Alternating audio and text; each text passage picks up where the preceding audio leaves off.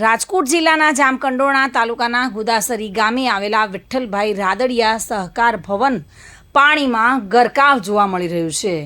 દૂધ મંડળીમાં પૂરના પાણી ઘૂસી ગયેલા જોવા મળી રહ્યા છે. ગુદાસરી ગામના નદી કાંઠા વિસ્તારમાં આવેલા મકાનો દુકાનોમાં પૂરના પાણી ભરાઈ ગયેલા જોવા મળી રહ્યા છે. જામકંડોરણા તાલુકાના અનેક ગામોમાં 4 ઇંચથી વધુ વરસાદ પડતા સમગ્ર પંથક પાણી થયેલો જોવા મળી રહ્યો છે. જામકંડોરણા પંથકમાં સતત 2 દિવસથી વરસી રહેલા વરસાદથી અનેક નદીઓમાં પૂર આવ્યા છે.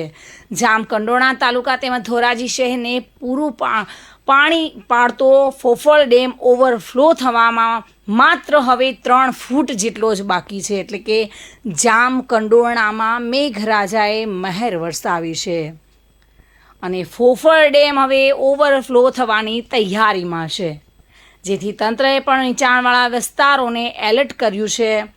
અને આ વરસાદના કારણે જગતનો તાત ક્યાંક ખુશહાલ જોવા મળી રહ્યો છે.